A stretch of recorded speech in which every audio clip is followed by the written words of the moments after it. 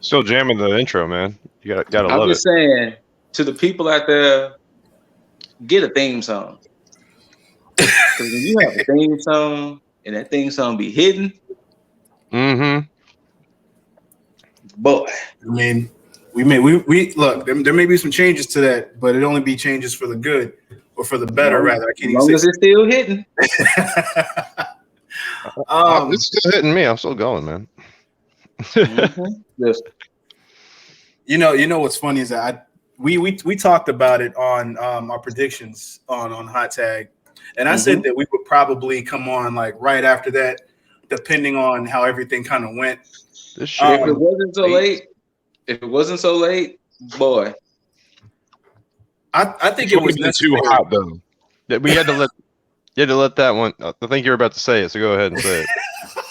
it was necessary that we didn't do that shit like right after, because I think I think the initial feeling of everything would have been emotions coming off the cuff, and I don't know if we even needed to do that. I think we needed to take a breather and then kind of reassess, let everything digest for a bit, and then come on with a level head. And I'm glad I did, because I had some fantasy booking in my head that I thought may have changed the lay of the land, so to speak. And I think everybody after that needed a drink. So one or two. I think we're just gonna go ahead and just. You know what? No, first off, because Jaeger was the one that asked us what our overall thoughts was as far as like a rating, if we could give it one. And I still can't fathom the thought of even giving it a rating, because he even stated that we had to include the very last segment, and you can't rate the pay-per-view. You can't rate the pay-per-view unless you rate the whole thing, man. I'm gonna say this to give you time to kind of think about it, Dizzle. I will say this: you AEW purists, y'all gotta chill out and talk about WWE. WWE can make some bad pay-per-views, but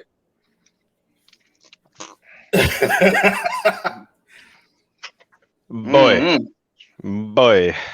You know, without the segment, without the ending segment, I would probably give this a solid 7, maybe 8. I wouldn't give it a full 9 or 10, but like as far as like the in-ring shit and everything, I was surprised on a few things, pleasantly surprised on a few things.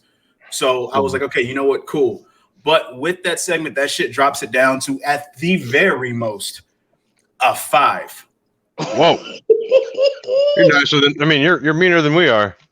But I mean, I'm going to go and I'm going to tell you why.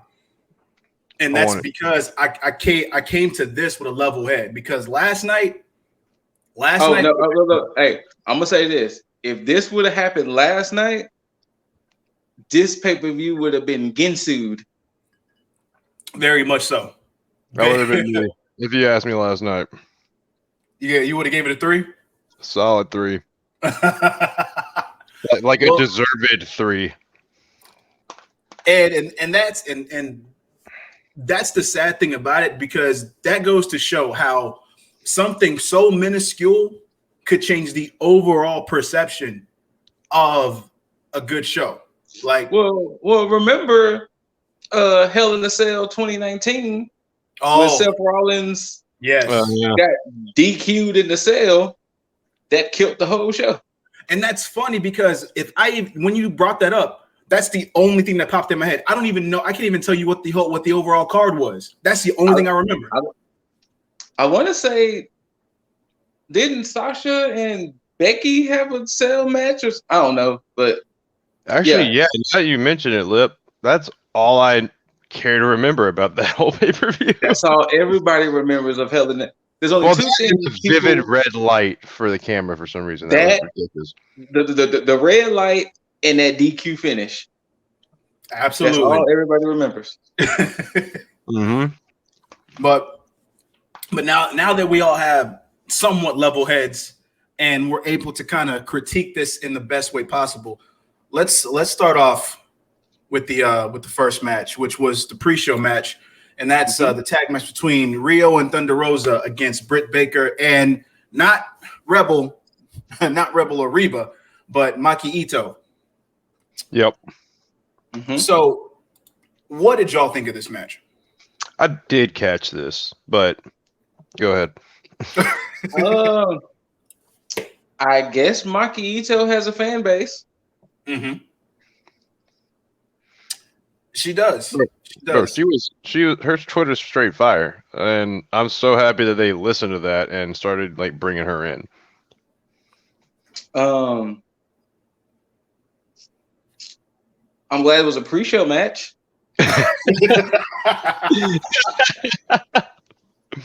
But at the same time, it could have been a pay-per-view match, but the issue I had with it personally was I don't know why it was happening. Yeah, that was my question going in too. Like, yeah, that was the biggest issue I had with it. Like, I didn't mind the 4 competitors. I just didn't know why this match was happening. Yeah. So semi-finalists, I guess, or in the finalists. I mean, I don't know. And then for that, to skip ahead, then that ending was like, yeah. So, and, yeah.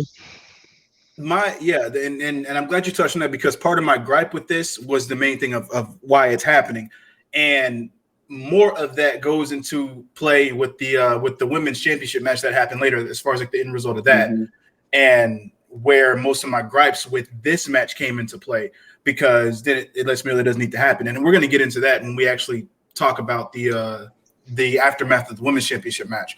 But overall, again, this match was a pre-show match. It was deservedly so. Not to say that it was bad or that the people in it were bad. It's just, one, there was no build, there was no story. And I feel like this was mainly to probably showcase Maki Ito rather than anybody else, because, I would never have put Britt Baker and Thunder Rosa in this match. Even I mean, I could probably put Rio against Maki Ito just for a showcase, but, you could put Maki Ito against anybody to showcase Maki Ito if you want to introduce her. But that was one thing about this, though, and that raised the question of the tournament, is that if you were able to have these women here at this point in time, why was the tournament not showcased either in America or showcased on AEW at any point? Why is it that you can readily fly them out and have them here for this match and not be able to either stretch out this tournament to where you didn't rush it and have them just go play by play, and even have this women's championship match on a later date or at a later pay-per-view? Especially since Excalibur made it a point to say that Maki Ito had just wrestled 40-something hours ago, and then now she's on the plane back to the U.S. So, I mean, do we know if the COVID restrictions got lifted or something in Japan or the U.S.? I mean, was it COVID related? Is that why she couldn't travel this whole time? I'm trying to, honestly, I'm just trying to give her a way out. Well, I would ask that same question, but then you had Rio wrestle Nyla, for the finals on Dynamite. That is true. So I'm like, that's why I said it would have been better to just kind of stretch out the tournament. And not rush it, because then you could have had it to where you had these matches actually build the necessary way and actually have more importance for the tournament. Because even when you get to the women's championship match, it's at a point to where it's like, I really didn't care when it was happening. And again, I'm going to go into that because I have a lot to talk about on that one. But but and this is why it kind of just soured it on me, because I'm looking at her on this and I'm glad that she got showcased, but for the most part, it's all for naught, because you really put Britt Baker and Thunder Rosa in a situation where they did not need to wrestle each other. And that's my problem in it.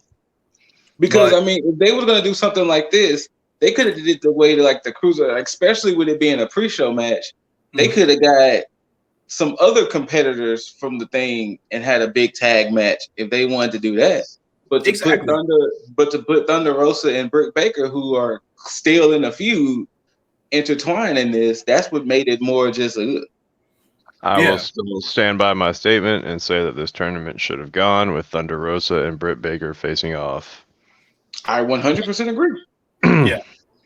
I would have been heavily down with that completely, because that's the way that I called the shit. God damn it! But I think we spent too much time on this pre-show match. We did, and that's why we're going to go right into what I'm surprised was the opening match. We were all wrong on this match, which was the AEW Tag Team Championship match featuring, of course, the champions, the Young Buckaroos against Inner Circle's Chris Jericho and MJF. None of our fantasy book had happened. This is my number. Fuck. Actually, I think it's tied for number 1 match. Yeah, this match didn't let me down, but it let me down only because I have my bias. Only because of the finish. Yeah, because I had this whole thing booked in my head. Like, this is what's gonna happen. It's gonna go to this, to this, to this, and now it just fucked up all my plans. Fucked up all my plans. Oh man, don't you just hate when creative outthinks you? Right. But then that brings me to the question. Well, first off, the match in itself, it played out in a way that showcased Jericho clearly being like the weak link in the tag team, based on how they kind of booked it, as far as giving MJF some ammo as to why he should potentially lead the Inner Circle. Now, I don't know if that's going to be the case, but I think that's where we all think that it's going. But for the most part, they really protected MJF in this match, like heavily. Yes. Of course, he got his necessary spots in where him being a cheeky little bastard and him being the VIP member of the Super Kick Party. And plenty of thigh slaps to go around. I think this match showcased why I have my issues with the Young Bucks. Because like I keep saying, how Young Bucks have so many moves. They have so many tag moves. They have so many individual moves. And I think the issue is that they hit them every match. Oh, I see what you're saying. I think that's the issue I have with the Young Bucks, that every match they get all of their moves in. It's almost like a new and creative way to do the 5 moves of doom. Yeah. It's that they're wrapped in a more better package. They just spin a revolver. They just spin a revolver on like 6 moves to like make sure they hit. But actually, no, they hit 6 last night. But they hit them all, and it was like, fuck, the Young Bucks got so many damn moves. Like, jeez. I was glad to see a good amount of them get countered though, because you can't get all the spots. I thought one of the funniest parts to me was when they went for the Meltzer driver. It clearly they reversed it, but Nick still did the somersault anyway. And it was like, okay, that's fine, that's cool. But yes, they have so many maneuvers. Jeez, they do, including the oversaturated super kick. Oh, and that right there is very oversaturated. Like, it's just. But I still love it. Well, depending on who does it. Like Adam Cole, when he does it, yes, all day. Who else does it hella good?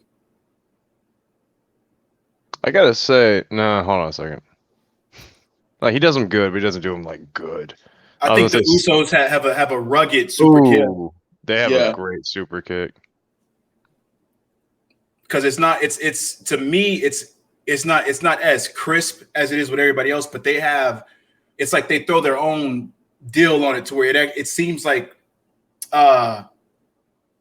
designated just for them, the way that they do it. Because it's not.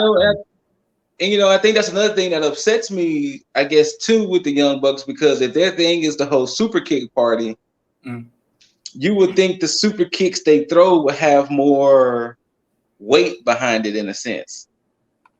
I can see that. Because, y'all don't say, oh, this is the Meltzer party, or this is the locomotion party or anything like that. You specifically say this is the super kick party.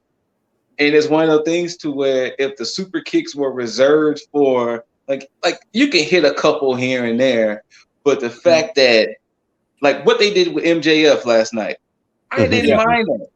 I didn't mind the fact that MJF was such a tough opponent that they had to ping pong him with super kicks for him to finally get the fuck on. You know what? I didn't even think about it like that. I didn't mind that. Because that's why, like, I don't think if y'all remember. That's why I was asking y'all: was the Meltzer driver or the BTE trigger their more devastating finisher? But then when I saw that they was hitting the BTE trigger with, because normally they was hitting the BTE trigger with more tougher opponents, but when they did it with the Acclaim and I think the Hybrid too, I was like, oh, it's just starting to be their.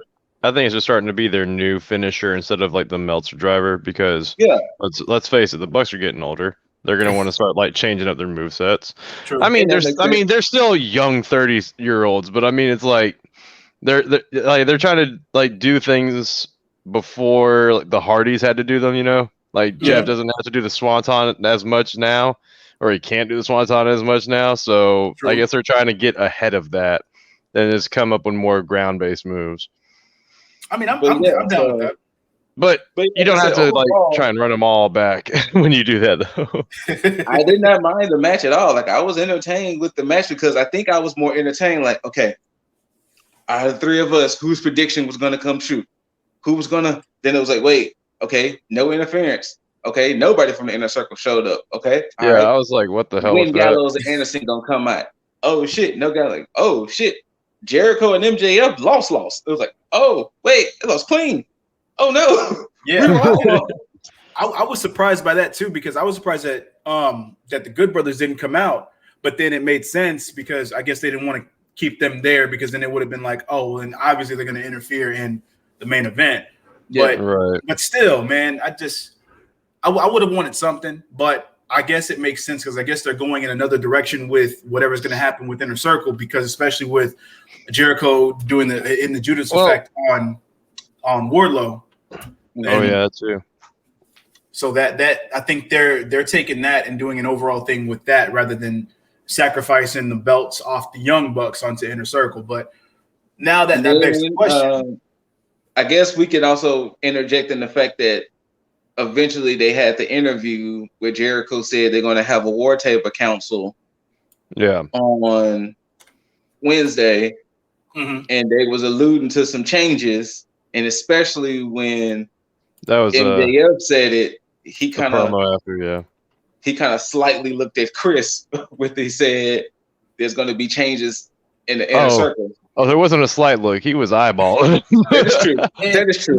And that's the thing. Like, I hate that it's cheeky yet still just on the nose. It's like everybody knows that he's going to, betray him. But I mean, maybe there's going to be a different payoff where it's like, oh, okay, he's been telling the whole time, and he kind of alludes to that. But I don't know. I think I just like my booking better. But hey, I got to see the payoff.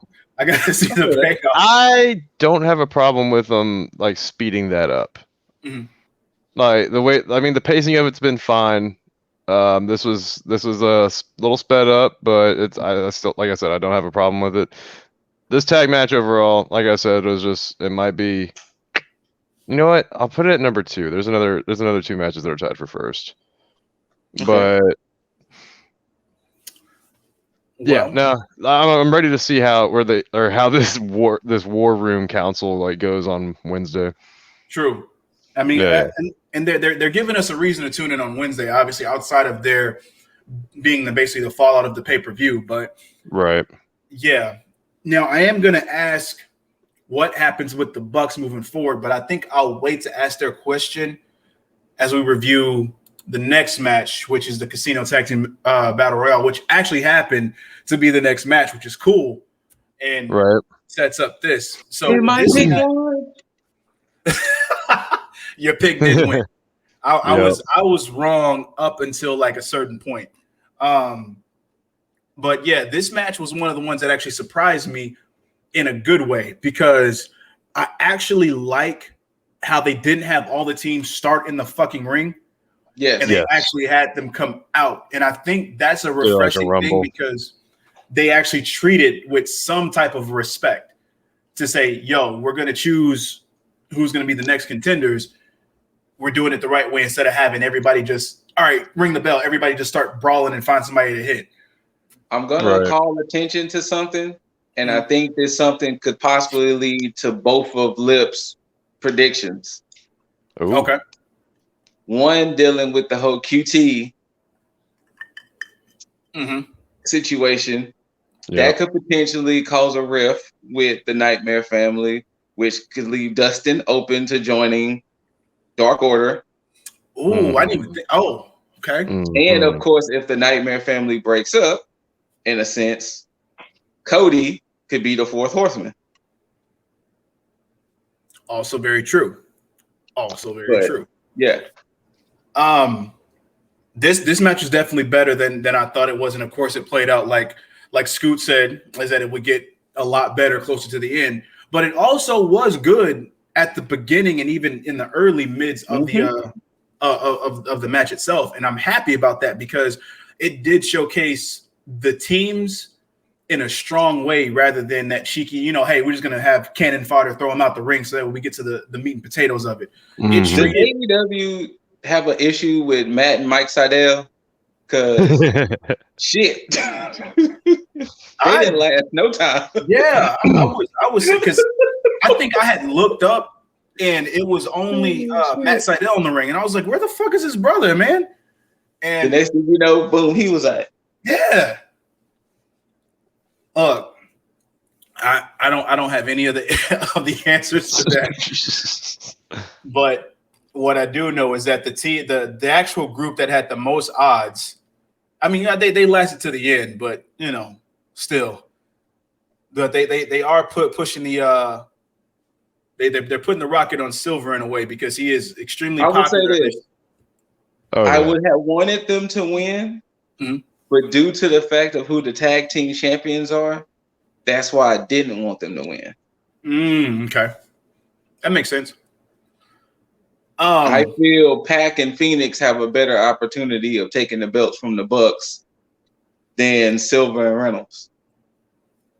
Yeah, and of course, and I want to harp on that, but we all agree that this match was better than expected. I don't want to harp on too much because there's not much to actually go into outside. This is probably my second favorite match of the night.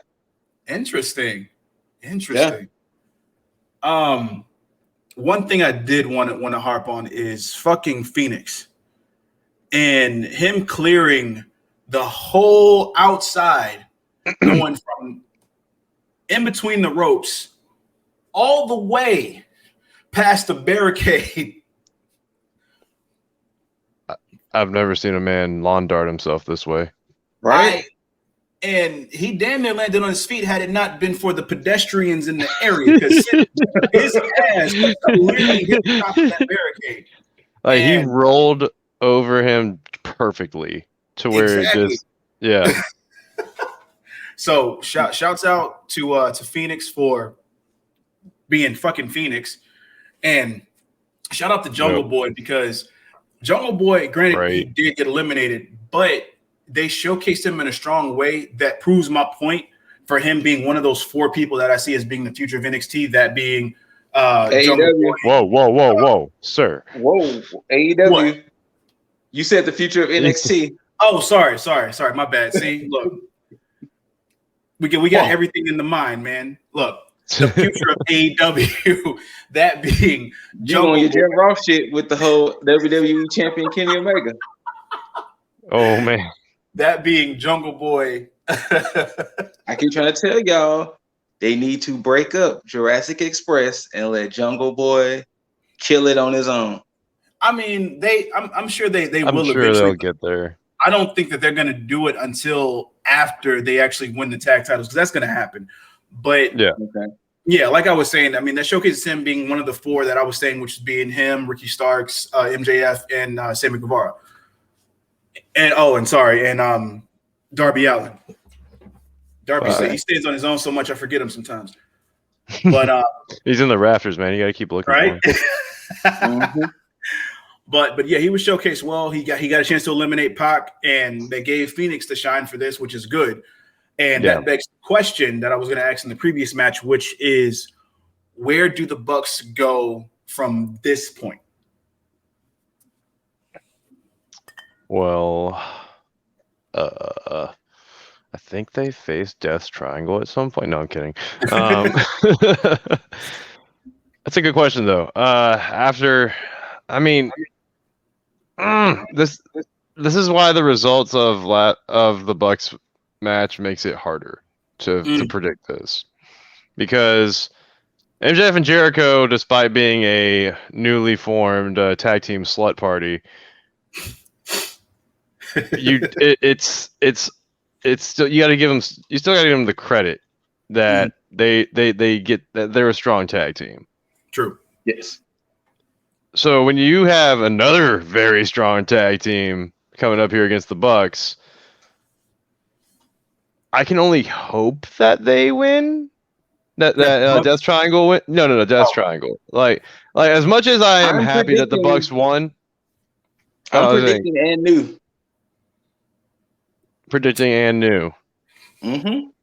Maybe that can happen because of you know what? I'll take that a step further. I'll say it happens, but because the newly formed Inner Circle with MJF leading jumps them. That can happen too. Or Inner Circle in general just want to screw over the Bucks. They're still salty about it. I mean, true. I mean, I'm not gonna say that. I'm gonna say that Death Triangle wins. I think that they do dethrone the Bucks as the new tag team champions. But I think it's either gonna be by way of the Good Brothers or they just lose clean. I see the Good Brothers thing happening in a sense. And the only reason depends on too, I think also too depends on when the match happens. No, that match is happening. That's isn't it in 2 weeks? That might be. They never said. I don't think. Yeah, they only said Matt versus Phoenix was gonna happen. Matt versus Phoenix is happening. Yeah. Huh. Yeah, I'm sorry to say it, and I know we've already seen it, but Nick versus Phoenix 2 should happen.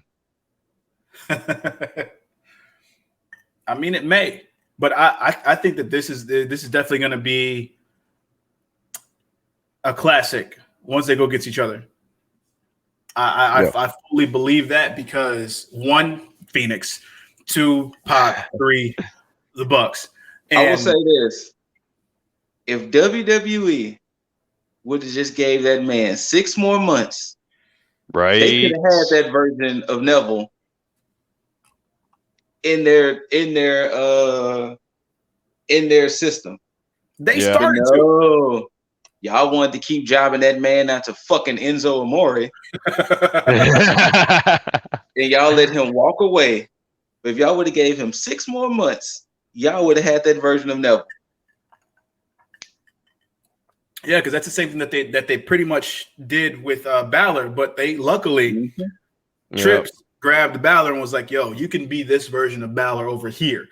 So, yeah, and it's just when they let talent just go by the wayside and not let them just embrace what they want to do. And Neville at that time was fully in his character, like becoming the king of the cruiserweights. And I love that tagline, "King of the Cruiserweights." It's just like. However, 205 Live is also not great. It's not. But at the same time, during that time, it was at least somewhat watchable because of the talent that they had. Drew Gulak at the time. You had you still had Cedric, you still had Mustafa Ali. Yeah. But anyway, that's neither here nor there. WWE's loss, AEW's gain. Definitely. For sure. They will treat him right, just like they treated Moxley right up until certain points of this pay-per-view. But Triangelo de la Muerte and new. Now, This next match, the AEW Women's Championship match featuring Hikaru Shida, the champion, defending her title against Ryo Mizunami.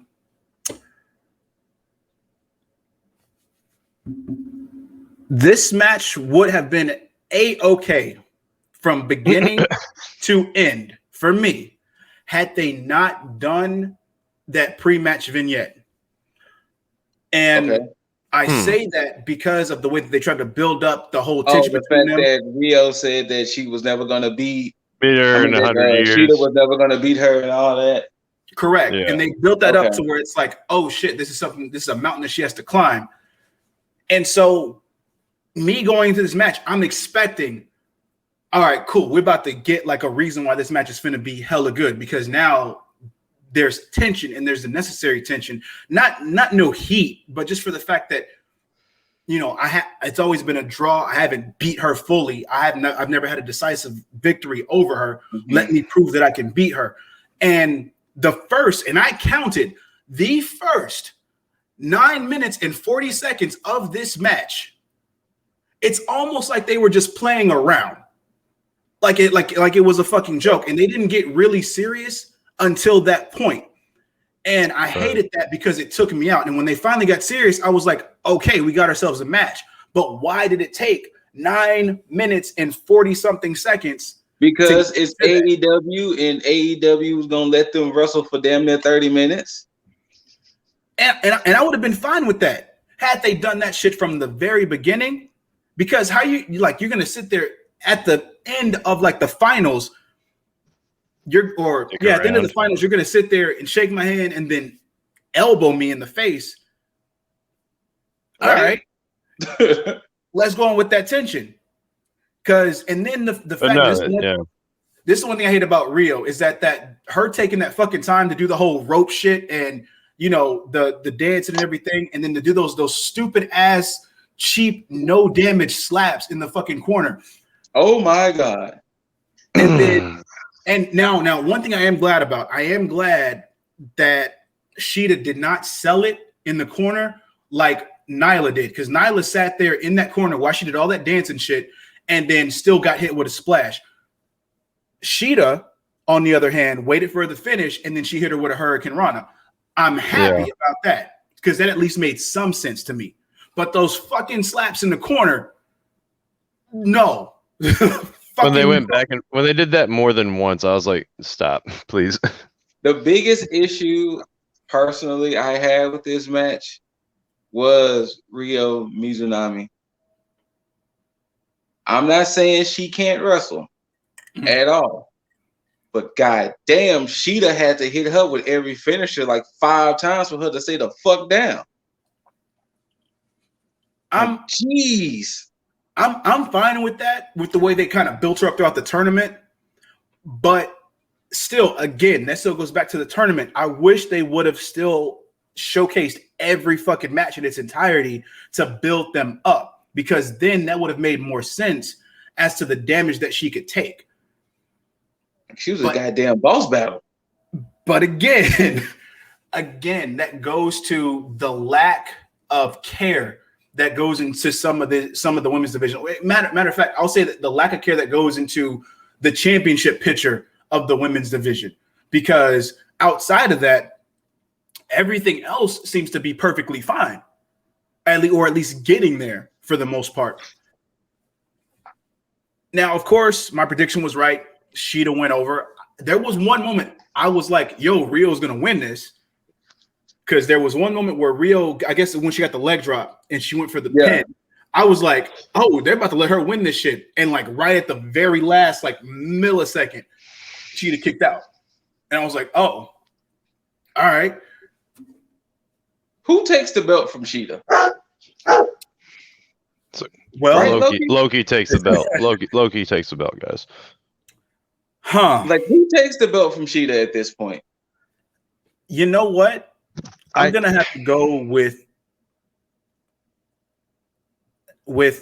the fantasy booking that one of y'all did, and that's going with Jay Cargill. That was me. I think that was Scoop. Yeah, that was Scoop.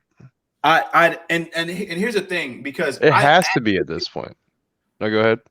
I thought, because I had seen Jade Cargill at ringside. You did. And yeah, she was there. And I thought she was going to play a part in it, because at the same time, you look at the posters and the images of the Revolution, she's actually on the card itself. She is. But when I saw that, I immediately thought that she was probably going to interfere, or Shaq was going to interfere in Cody's match, and that was going to be that case. But I thought that would have been the best way to have her kind of insert herself into the picture and just kind of attack her at the end. But nonetheless, that didn't happen. But after Sheeta won, I still expected somebody to come out. And of course, somebody did, and that was Nyla. Not what I was expecting. Yeah, please. Fuck. But I think that we're getting it, I guess. I think we are. I think we actually are getting that match, but I still don't think Nyla's taking that title off of her. I think she's going to. So this is the issue I have with the way they book Sheeta. They book Sheeta, and I don't know how much you watch MMA, Jaeger, but they book Sheeta like fucking Amanda Nunes, and she is not. Oh, she is. And how Amanda then ran through her whole division. Hey, Amanda, you ain't had to do Megan like that. I catch highlights, and that was beat that woman like she was hardcore. trying to take something from you. I don't even know if they had enough time to put highlights in, to make highlights of that. That whole fight was a highlight. It was like, You didn't even have to take the jumpsuit off. Damn. You could have went in there just swishing all around that bitch. She dropped her, then was like, fuck it, I'm gonna make this heifer tap. But besides the point, they booked Sheeta in that way because she beat Britt, right? Am I wrong? Yep. Right? She beat Britt, right. She beat Thunder Rosa, she beat Abaddon, Anna Jay, Ty Conti, Serena Deeb, Nyla Rose multiple times, Ryo Mizunami. So it's like the only person she hasn't really fought is Riho or Jade or Swole, who was the number one contender. So at this point, where the fuck is Swole? Why did it Swole jump Sheeta instead of Nyla Rose? That would have easily like reintroduced her back to the game and like been like, oh shit, yeah, she's no more contender. Like you could have So at this point, I don't know. Unless I'm fantasy booking it with Jade Cargill, I really don't know who takes that belt off of Sheeta. Well, you know what? AEW, Tony Khan, Cody, Bucks. Y'all have, what time is it? Right now, it's 6:44 p.m. Central Time. Y'all have a little over 48 hours to figure this shit out and showcase this shit on AEW Dynamite. Yeah. Figure it out and fix it.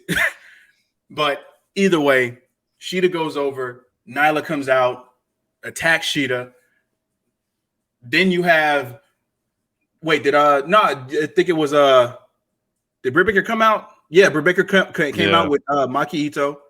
And then they continued to stomp down everybody. And then Thunder Rosa came out to help. And this is where I was pissed off because I seen it right there when they did that shot of the three of them inside the ring and the three of them outside the ring. And I was like, we about to get a 6-woman tag. 6-man tag, yep.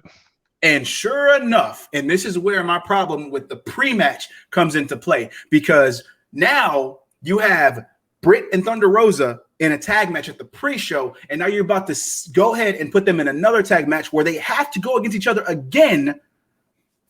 Where they're probably not going to get the pin on either one, or neither one are going to take the L either.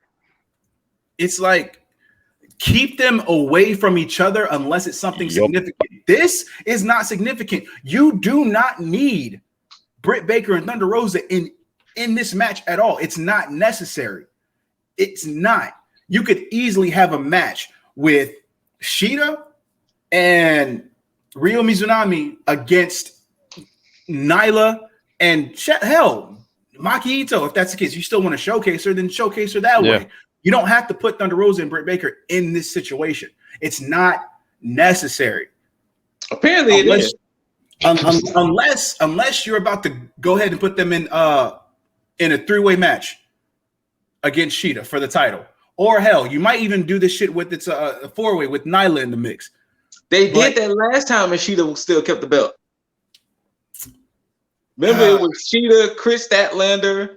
Oh, You're yeah. absolutely right. Nyla. Speaking of which, Statlander needs to get help. That's who takes it. They're going to let Statlander come back, and she takes it. At this point, she going to be champ so long that Brandy going to come back and take it. Nope. Don't do that. Don't do that. Don't. Hey, that's my level. That's my level. Look here. There's no damn way that Brandy is not going to hold that title at least once. No. But nah, man, maybe before she had a kid, but I don't see it now. Oh, no, she'll hold it, but she's going to be managing the person that holds it. She's going to hold it for that person. There you go. Probably Awesome Kong. I'll be okay with that. You know what? If Stephanie McMahon can have the title at some point, don't do this. Randy Rhodes can have the title. It's going to happen. Scoot, you're doing gimmick infringement, and I'm going to have to get a cease and desist on you, man. My bad. No. It's about getting a cease and desist. Yeah, man. tell the Bucks. How are they not in trouble? They're saying Bullet Club. They're saying everything. Well, I mean, they're partnerships with New Japan, but still, who knows? They're doing 2 suites all over the place now. I was like, the fuck are y'all doing? How much do y'all pay per 2 suite? I mean, I don't even know if they can even. I mean, I guess they should still be able to do that, no problem, unless WWE kind of just let up on it. Because I don't let up on it. Yeah, I think they had to let up on it because they definitely got cease and desist for that before. That's why they had to start doing the 1 suite. The 1 suite. Well, but either way, Sheeta goes over. She retains. Still not sure who's going to take it from her, if that. But we'll see come Wednesday what happens. 48 hours AEW. But next up, the other tag match: Miro and Kip versus Orange Cassidy and Chuck Taylor. This started perfectly. Exactly how we wanted it. Started perfectly. And it went to shit. It did. Because Miro came in, wrecked shit before the match even started, and then had the classic line, hit my music. Yo. See, this is the issue that got me hyped. See, this is the issue I have with AEW. My bad to cut you off, Jaeger. No. When they have gold, they should strike. The moment he said, hit my music, he drugged Charles to the ring. He berated Charles, and Charles said, ring the damn bell. It should have lasted 30 more seconds after that. Yes, 100%. Orange should have never been a factor in that match. Orange should have never came back. Should have never. Yeah. He should have just been done, and that's what have saved face. He got his ass kicked. Okay. And then you could have had a singles match between Orange and Miro down the line. And just left it. Because then that would have just showcased a lot more. But the thing is, they had there were still some good parts as far as, Miro getting mad at Kip, for checking on Penelope. But at the same time, some of this stuff was not necessary. And it went on too long. It's too long. Just earn at that point though, Miro knocking out Penelope was a welcomed thing though. I was like, at least ruin this friendship or whatever so Miro can start going singles. But that didn't even happen towards the end because then they were like, I guess we're okay now. But the fact that this took what was this, a 10-minute match? I think it was 10 to 15. It went longer than I wanted it to. So much longer than it needed to be. So much longer.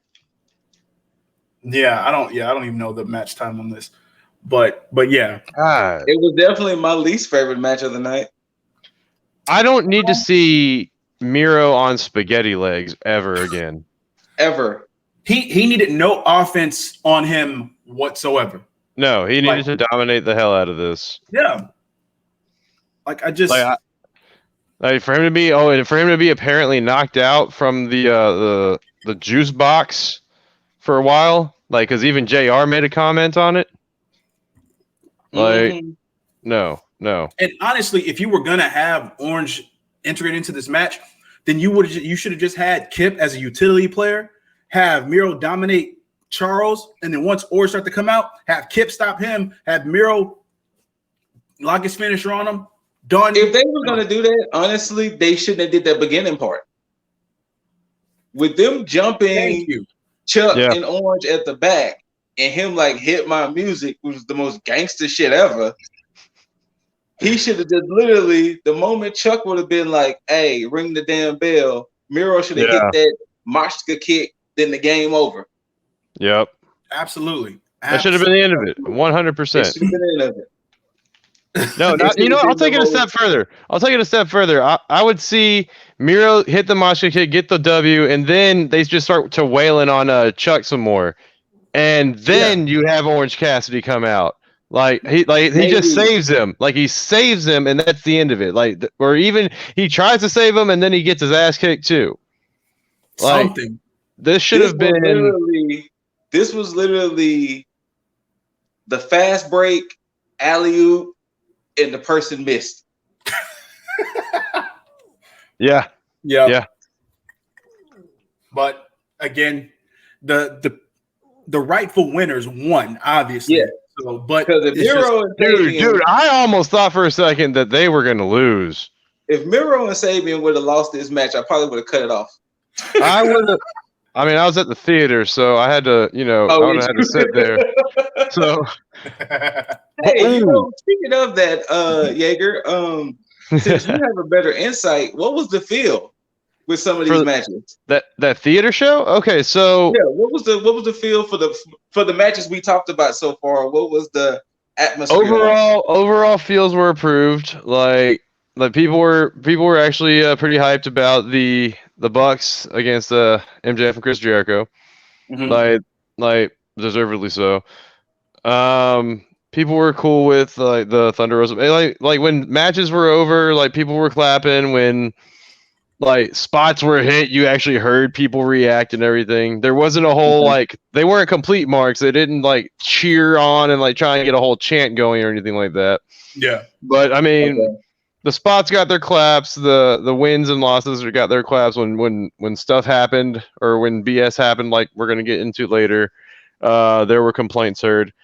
Here was the biggest thing for me though, and this kind of like pissed us off, was that on 2 occasions the feed cut. Mm-hmm. And I'm not sure if that was from whatever they were streaming it from into the theater, or maybe on the theater's internet connection side. But yeah, I mean, it was a good 30 seconds on 2 occasions where we just didn't see anything. It like completely froze. But, and I mean, one of those occasions was, oh, hey, Loki. One of those occasions was, what was it? Oh, yeah, it was actually the Bucks match. But it was only for like a good 30 seconds. So, we, like I don't know, there was like downtime, or it was like in between spots. So we weren't too pissed about it, but we were still like, the hell? And then there was the next one happened when it was the Sting match, but we can get into that later. True that. Okay. Damn. But in that song, again, we'll definitely get to that. But we still got to get to probably Scoot's favorite match of the night, which was, of course, the big money match featuring none other than Hangman Page and Matthew Hardy. Big money, Matt. Oh, he gone. Oh, he gone. Oh man. Oh no. This match was exactly what we expected it to be. You know, with the addition of a few. Oh damn. With the additions of. I think I came back too soon. I don't know, man. I think this was a sleeper match of the night. You know what's funny about this match? Coincidentally, the dunk contest was on. You did not. You did not. It's the dunk contest. Oh man, you can't ever miss the dunk contest. Yeah, you know. This match is paint by the numbers outside of the theatrics that happened outside the ring with the intrusion of Private Party, Dark Order, all that other shit. Basically, Hangman won with the I guess you can call it the assisted buckshot lariat, thanks to Dark Order. After they caught him and put him back on the ropes, and then he hit the buckshot lariat. Yeah. And then, of course, he won, had a nice toast with the rest of Dark Order. Still doesn't solidify whether or not he's joined or not. With Dark Order beer and all that. No, it showed that there was like a Dark Order emblem. So I'm thinking that instead of the Kool-Aid, he's drinking the beer. But like, yeah. Either way, Hangman won. It was expected. This match didn't care about. We all know Scoot definitely didn't care about this match. So, like I told you, the dunk contest was on at the same time. So, dude, I'm telling you though, I think he's officially joined. I mean, he did the group hug and all that with them. Mm-hmm. I think we'll definitely know with the fallout of Dynamite. So we'll see. But I'm pretty sure if not that, then BTE. So, but yeah. We'll see. Actually, I need to watch BTE. It did come out today. Oh, even better. But to start the meat and potatoes of the pay-per-view, which is the Face of the Revolution ladder match featuring none other than Cody Rhodes, Penta El Zero, Scorpio Sky, Lance Archer, Max Caster, and Mr. TBD Ethan Page. Didn't see that coming. I heard that it was rumored, but I still didn't see it coming. But that was rumored. With it being rumored, I guess it was expected. But the way Impact goes, you usually die. So he did get his heart ripped out. So I guess that makes sense. No. Now, I will say this. I don't know Ethan Page's career like that because I didn't follow the North because I wasn't watching Impact like that. Neither was the longest reigning tag team champions. I know a lot of people. I did see a lot of people on Instagram excited that All Ego was a part of AEW. But here lies my issue with AEW now. This ladder match and their mid card. This is starting to become very WWE-ish, and people don't want to see it because they're going to have a very stacked mid card. Yeah, and what's going to happen is the people are going to take Dark and Dark Elevation and think it's okay, but when you're going to have all of this major talent that's just sitting in the mid card fighting over one title. Yep. They're not going to see the WWE likeness of it. They're going to just think that, oh, they're just doing something different in WWE. It's going to be about the same. I mean, Impact was guilty of it at one point when Impact had all of that talent, but they all just sat in the middle and they was just there. This was going to happen with, I mean, look at the names that's on this list. If you look at the names that's on this list, Cody can ascend. If he didn't make that stipulation, Cody could easily ascend to the world title picture and stay in that round. Lance Archer, maybe, depending on how they book him. Yeah. Even though he did he have a world title shot against Moxley, or was it just a TNT? No, he had. No, I think he was supposed to, but I don't know if he did yet. Okay. I don't know if he had his title match. As of now, I don't see Penta getting a world title shot. I know Scorpio Sky just had that match with Jericho. No, Scorpio Sky had a title match, right? Wasn't it a title match against Jericho, or was it just a match? No, I think that was a match for the title. No, that wasn't, because he was one of the few people to beat Jericho. So it wasn't for the title. But that one-on-one match, wasn't it for the title? Because he pinned Jericho in the tag match, but I know they had the one-on-one. No, it was a singles match. It was just a singles match. Okay. So if you look at that list right now, other than Cody, Cody is the only one that can ascend to main event. Everybody else, yeah, they might can get the title shot due to the whole wins and loss rankings, but for the most part, they're gonna stay in that TNT bracket. And if like looking at that names, we still have Phoenix, Pac, we still have Sean Spears, we still have mad people I know I'm forgetting right now. They have a very stacked mid card, and I wonder how is it going to get booked down the line. Okay, yeah. Lance Archer did challenge Mox for the title. Okay, so but this is a very and also too, this match did prove to me that I really did not think Cody should have been in this match. I can agree with that based on how he was utilized within this match. He really didn't offer much to it that somebody else couldn't have offered. But I mean, he even did the whole I'm injured. I'm out, then did the whole coming back thing, and it was like that false finish was exactly. Yeah.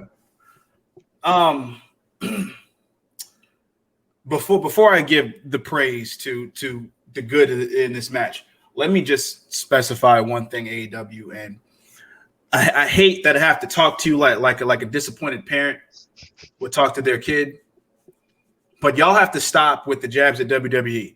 Like, yes. First off, the brass ring thing up there looked fucking ridiculous.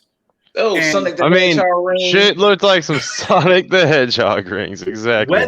Whether it was meant to take a jab at them, whether it was like, hey, we can get somebody to grab the brass ring, whatever. It's fucking stupid.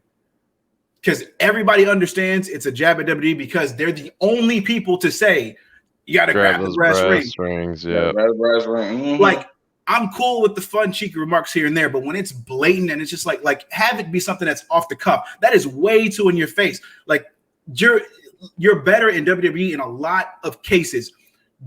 Stop doing it. It was cool when Cody hit the sledgehammer on the fucking throne. That was a nice little thing, a nice jab at the very beginning because it made sense. Hey, we're starting a war. Bam, here you go. It was cool when you had Miro come out and have his little promo. Nice. When Moxley had his promo, cool. Shit, Jericho cut a shoot too.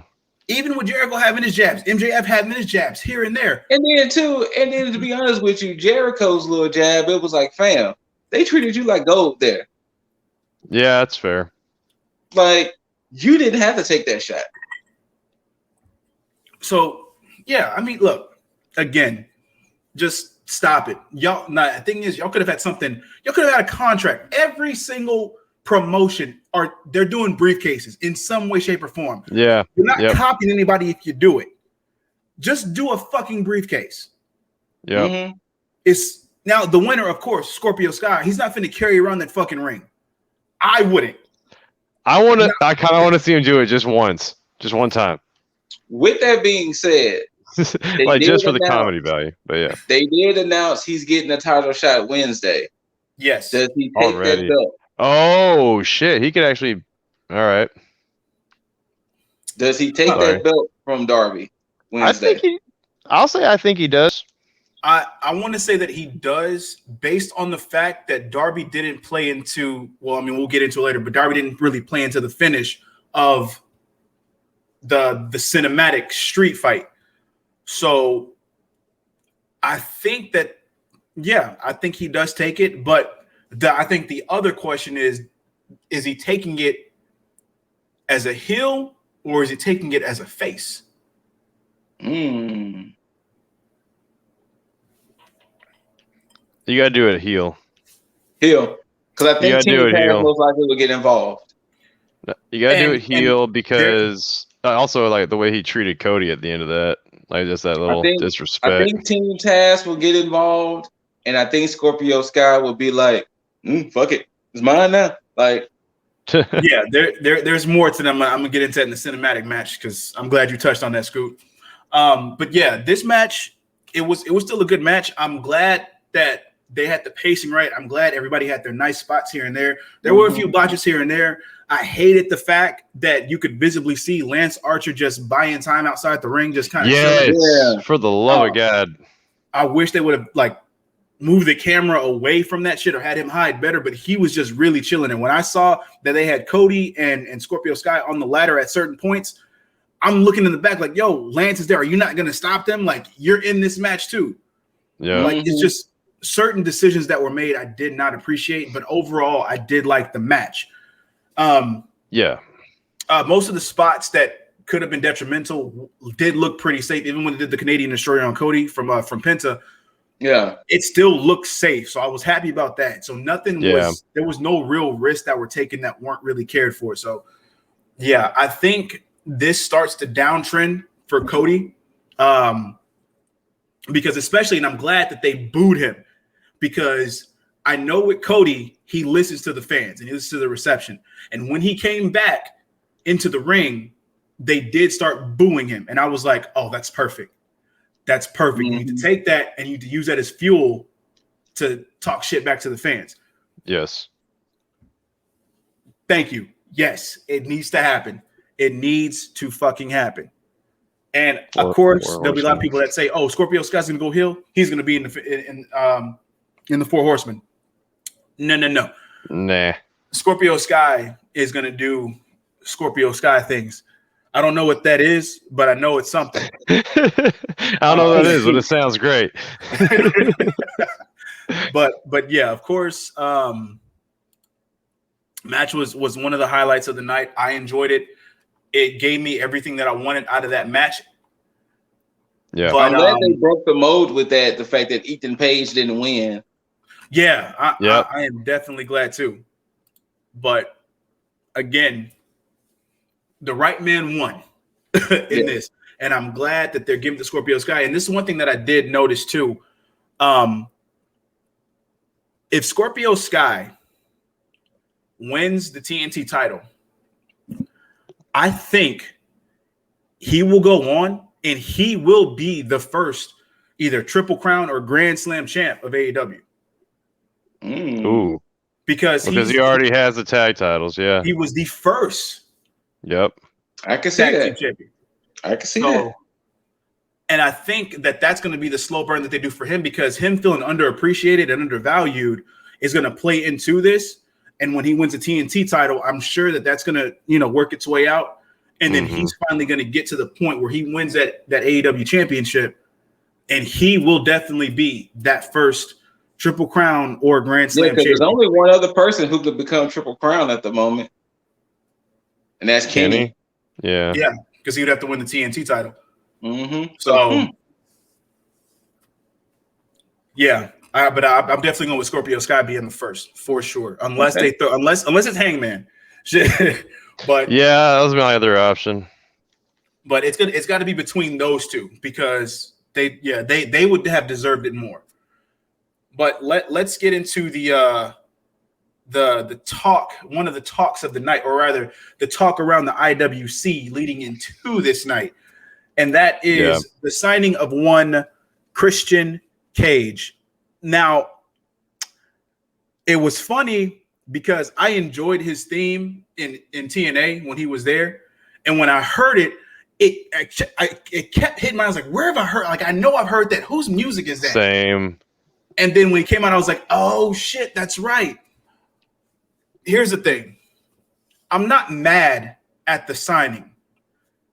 I'm mad at the overhyping it, because this could have went one of two ways, like it did when they talked about it and then he came out and it's like, oh, it's like a wet fart, or they said nothing and him just come out. That would have had way more shock value, especially since we just saw him at the Royal Rumble. Why would you need to, especially with Big Show coming in and saying, oh, I got a big signing? It's like, you're fucking shit up, because if he wasn't a big signing at TNA, yeah, he was a signing at TNA. It was nice. They treated him well, but it wasn't something that stopped all conversation and was like, yo, we're focused on this. It was just something that was like, oh shit, he's in TNA. Cool. it's the same thing here. You have a lot of WWE guys that's going over to AEW, and this just feeds into the trend. So since we're talking about this now, go ahead. Let's exclude Cody because Cody started with the company. True. So let's start with Moxley. So we have Mox.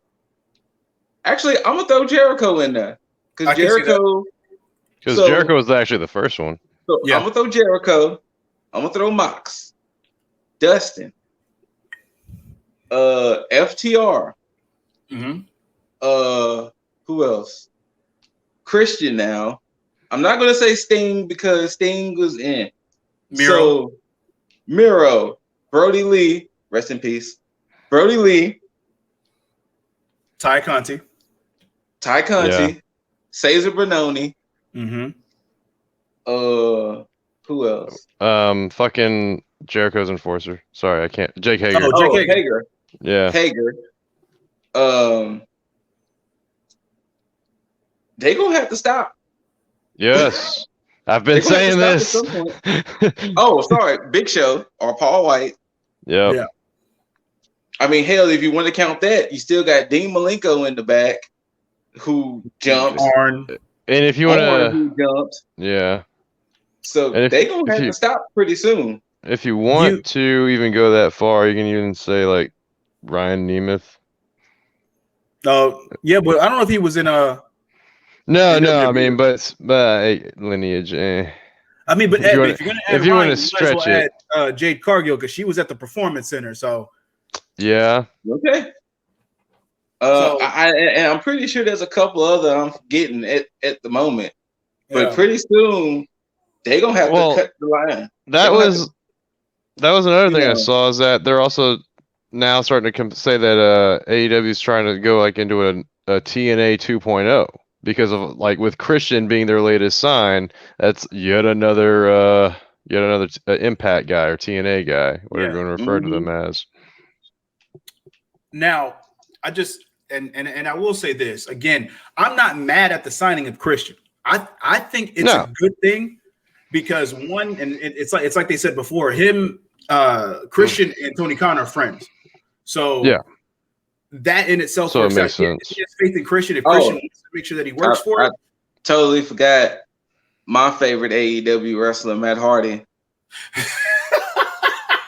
and Matt Hardy. But I'm not mad at this signing because I think that he would want to make things right. So on his end, I'm okay with it. I just hate the execution of the overhype that they did. I think they should have said nothing, had him come out and then just be shock value and it'd be like, because at that point it would have been talking points in the right direction rather than them be like, oh, you set us up for failure at this point. You gave us nothing that we assumed was going to happen because when you sit there and say Hall of Fame worthy, big signing, you allow the IWC time to sit there and speculate who it could be. And when it's not what they think that it is, they're going to shit on it. And that's the problem. I mean, my shitting on it aside, I mean, Christian's got the tenure to be like Hall of Fame worthy. Absolutely. Of course. What was the reaction in the theater? People were liking it. No, people like the all right, I'll lead with that from now on. The people in the theater were like cheering it and all that. It sucks. I mean, I shouldn't say it sucks, but I think it took the luster out of it because like Christian was a prediction that I've seen around. Yeah, same. So it's like when it was Christian, it was like, oh, that's cool. But like I guess other people could have been expecting, I don't know, Kurt Angle, something or else. I don't know. Like it wasn't like a oh shit. It was like a oh that's cool kind of reaction. Yeah. It wasn't. Yeah. Okay. But now I'm curious to hear who would y'all have wanted to see. Honestly, I don't know. But that's part of the problem though. With them overhyping it like that, it makes it so that when you're like, I don't know, because I think when you have like the mystique behind it, when you don't know anything, then you can easily turn that whole, oh, it's cool to where it's like, oh shit, in a shock value. Maybe not like, oh shit, but like, oh shit, like that's, because we just saw him over here. But I think that would have worked with anybody. Hell, because I think personally, especially how the way they was hyping it, I mean, I seriously doubt it's almost impossible to do it now unless big money would have been involved. They made it seem like they was gonna do some old school WCW shit when Lex Luger showed up on both Raw and Nitro. Mm-hmm. Like they made it seem like motherfucking Cesaro was gonna pop out that bitch. They did. I would have been like, yo, I just seen him. I would have been like, yo, he was just on SmackDown Friday. Like, what the fuck? Like, they made it seem like it was gonna be some Cesaro shit, like, fucking Ricochet or Aleister Black or something. What? I would have bullshitted for Ricochet. I would have. But it's like I said, my only issue is he's most likely gonna have a very, very similar-esque career like he had in Impact. Like he might get the title, he might not, but he's gonna have matches with some interesting people here and there. But in my personal opinion, the moment I saw the name Christian Cage, and I love Christian, and the way I felt, the crowd went mild. Yeah. The crowd went mild.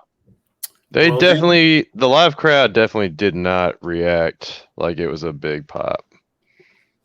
Yeah, but before they realized it was him, a lot of people getting out their phones like, "Oh shit, who's it gonna be?" Yeah, like there was people in the audience like, "I gotta record it, I gotta get it." I did see that. Yeah. Personally, and I'm speaking on me, I would have put my phone up. The moment his name would have popped up, I would have put my phone up. Like, nah, never mind. Like, all right. I will say this, AEW. Here's how you fix this, because I've said this maybe 2 or 3 times already. You put him in a feud with Team Taz, and you have him take that FTW championship and make that mean something. That's the only way you're going to, one, kill 2 birds with 1 stone, bring value to Christian Cage, bring value to that title. You treat him like you treated Moxley. Yeah. Just in that regard. Just don't even have him focus on TNT, AEW Championship. Hell, you can have him go for the tag. I don't give a shit.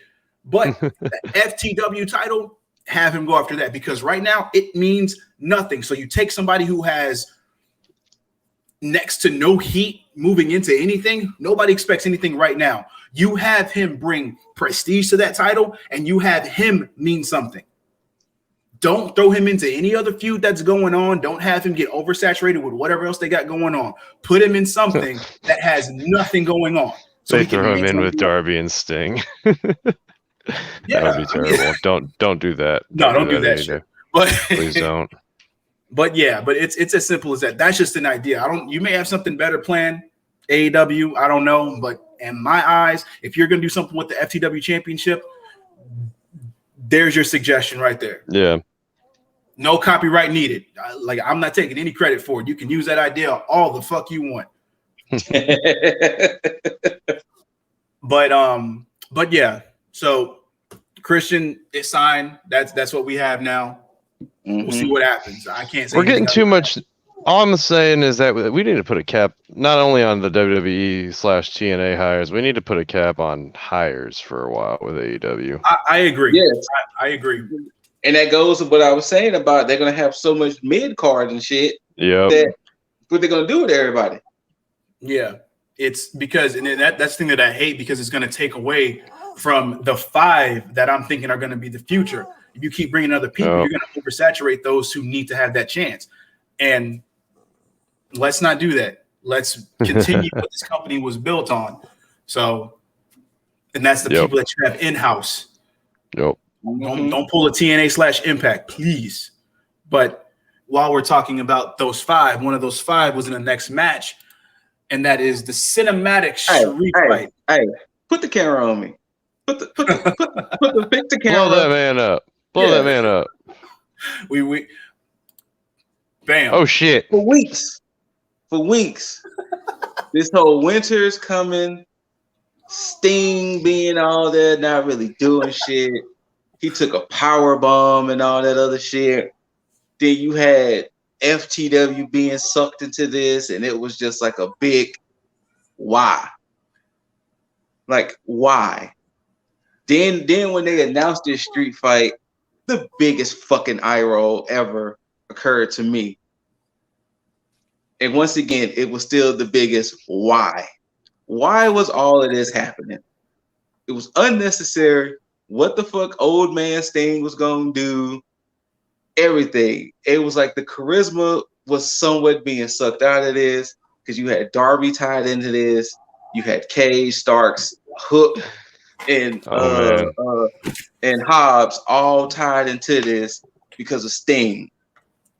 And it was just like infuriating because weeks and weeks and weeks, Sting showed up and they just scattered.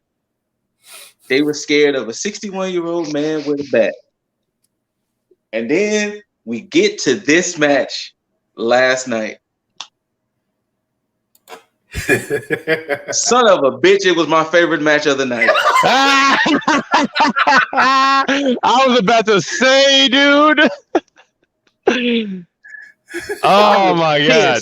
I was so pissed for weeks and weeks and weeks. I didn't want shit to do with this. And it happened to be the best match of the fucking night. Yes. So I humbly apologize. Yeah. But I'm not apologizing to you, Matt Hardy. That shit ain't happening. Oh man. Yeah, this in itself was probably the best cinematic match that I have seen. Same. Because the way they cut this, the way that they integrated the entrances into this. I'm sorry, one more thing. Sorry to cut you off. Dude, WWE, that's how you use an 8K camera. Yeah. like your fucking entrance bullshit is stupid. I hate everything to do with it. AEW did that shit right. But you know what it is though? I noticed it too because I told you I was watching the All-Star stuff at the same time. NBA was doing it too. The NBA was doing the 8K cam when the athletes was coming out and all that. So I think that's what because I think the NFL did it too. Like when teams came out. So I think that's why they did it with the entrances because to give it the more kind of like what the NFL and the NBA are doing. I think that's why WWE started doing it that way. Damn it. Wow. Oh, well, yeah, but get original. I enjoyed the way they did this. Yes. Yeah. I heavily enjoyed the way they did this because it had a cinematic feel to it. And everybody loved this match. Put it this way. Before we got on this podcast, I watched it again to make sure. Yeah. I watched it back. And that's why I'm so upset that this was my favorite match of the night. I wanted to hate this match so much. But damn it, it was the best match of the night. The overall presentation it's tied for my number one. The overall presentation I enjoyed heavily because that's what plays into the factor of it being one of the best matches of the night is because because like any other cinematic match, you would just have them kind of just start and then fight and you just kind of go from there to the end. This had like a structured feel. It had the done entrances that they had. It started in the ring and then came back, went through all over the fucking warehouse and then ended in the ring. In the ring. And this how you do a cinematic match, Matt Hardy. The way Scooter Ray, I knew you'd come. Sorry. The way they factored in Hook and Powerhouse Hobbs was good. Outside of Hobbs wearing a mask for I didn't get why was he wearing the mask for? I mean, you're the only black guy there.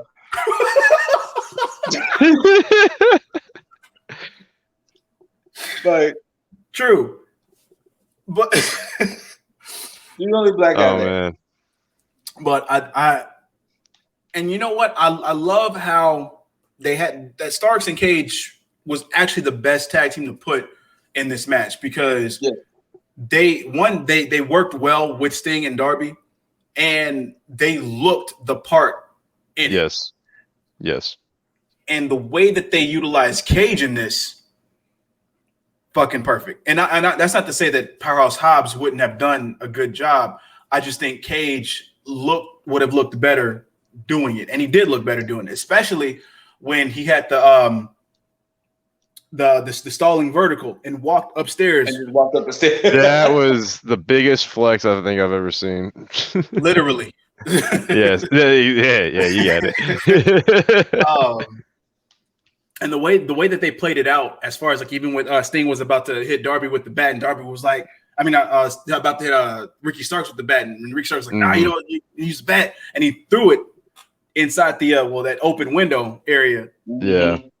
And how that played a part later on when Darby threw it down, still good. Now when Powerhouse Hobbs and Cage slingshotted fucking Darby, oh my god, into that oh my god, window. dude. Oh yeah.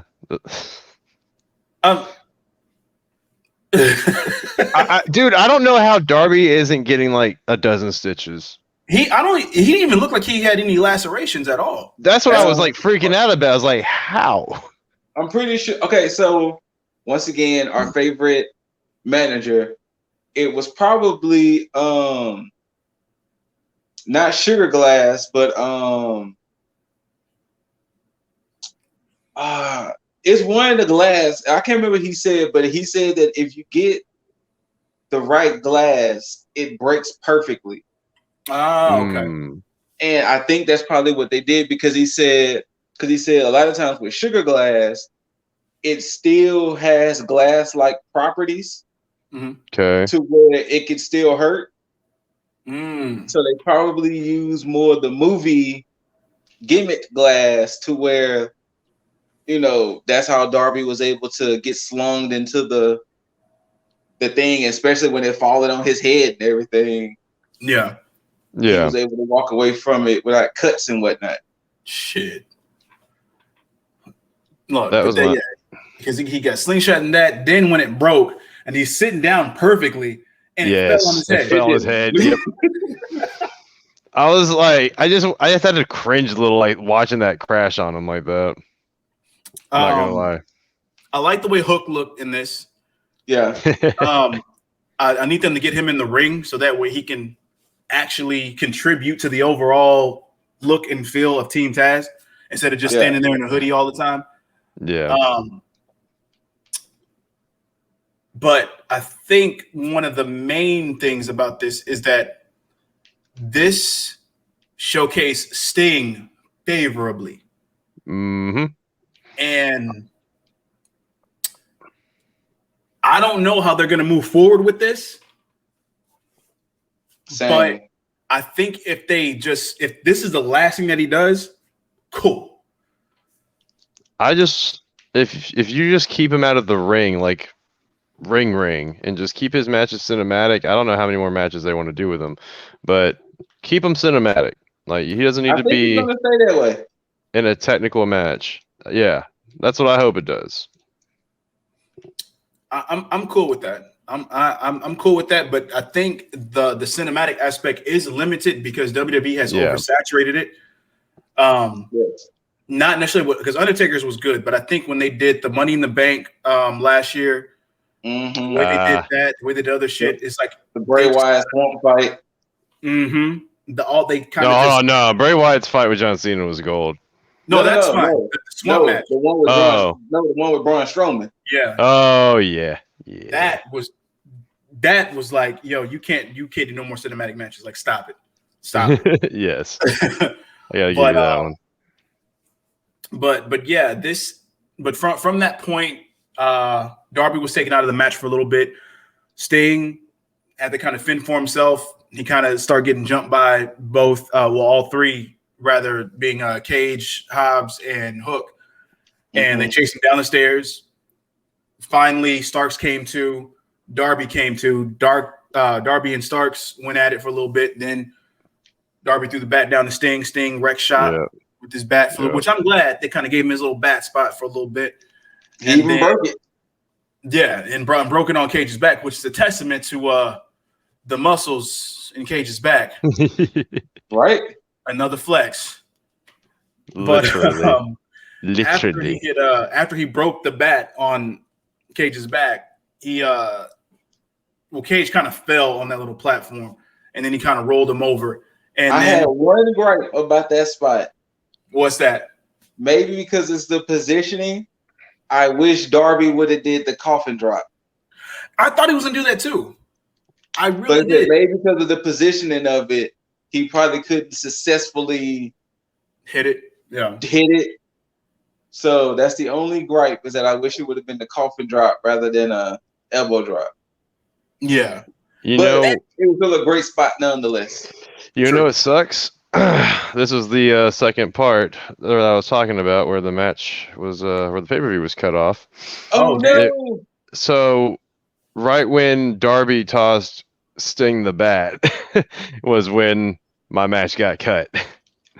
Oh damn! Yeah. So I did not. So next thing we see is Sting looking over the railing, and Taz like screaming like somebody just been murdered. And I'm like, did Sting throw that man into the abyss? Like, what just happened here? Oh, yeah, exactly. That's exactly what we were like. Well, actually, a lot of people were like, I kind of want a refund right now. Yeah, because that's a big spot to miss, because 100%. That both took Darby and Cage out of the match, which is good that it was Cage in that spot that took that spot, because it made it easier for Sting to take on Starks and actually make that a believable win. So, and of course, Starks took the Scorpion Death Drop. Yes. And that was all she wrote. Mm-hmm. And, they win.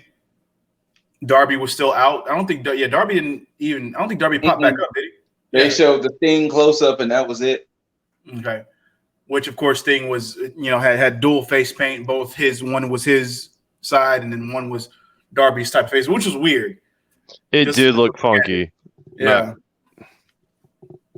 But it was it was still cool though. Yes. But I will say this. They did a pretty decent job commentating over a tape match. Oh, that was another thing. I actually enjoyed that. They did do a good job commentating over that. And I love the fact that they that Taz had kind of prefaced it before, saying that Tony Khan wouldn't let him be over there. So it was a nice way to integrate him into that by having him on commentary instead. So yeah, I actually did enjoy that. I don't know if anybody else, like as far as like outside of this whole thing, didn't enjoy it, but I don't think I've heard anything bad about like the commentary itself. But I think all the WWE cinematic matches, I think except the Money in the Bank, there was no commentary. True. Yeah. So they tried to put the cinematic in the cinematic. Wait, I don't think did the Money in the Bank have commentary? I can't remember now. But yeah, they didn't even have commentary for the Boneyard, the Swamp Fight, the Firefight, Funhouse match. So y'all can comment below, because I'm not gonna go back and look at it because I don't care to. It's not important to me. So I'm leaving those in 2020, except the Boneyard match. That was actually pretty good. There you go. 2020. But let's get into the what everybody pretty much has as an overall consensus as far as feel on how this match started. So let me ask y'all a question. How many people? Well, I didn't say how many people. It's only just y'all two. But do any of my two gentlemen here watch Game of Thrones? Of course. Oh, don't do this. Remember how Game of Thrones was like one of the greatest shows? Oh no. Season 7 was a little rocky, but then when season 8 came out, it kind of made you question the whole show. He's gonna say it. That's what this match did to me. After this match was over He said with, it. it made me question everything I watched that whole night. You said it. I'm not gonna lie. That's actually I couldn't formulate into words how that made me feel, but that's probably the best way.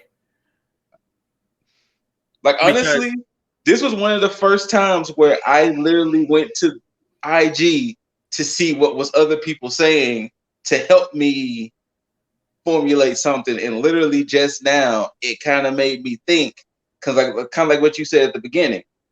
If we would have talked about this last night, this show would have got sliced up. Yes.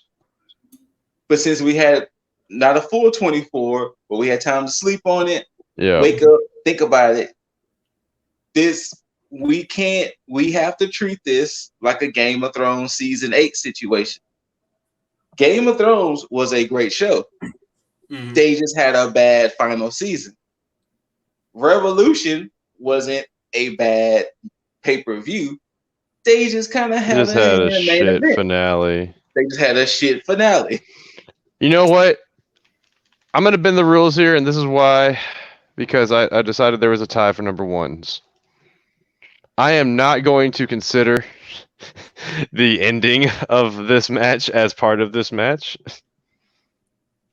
Because the match itself was too good otherwise. I mean, because it was to me. I mean, let me put it like this.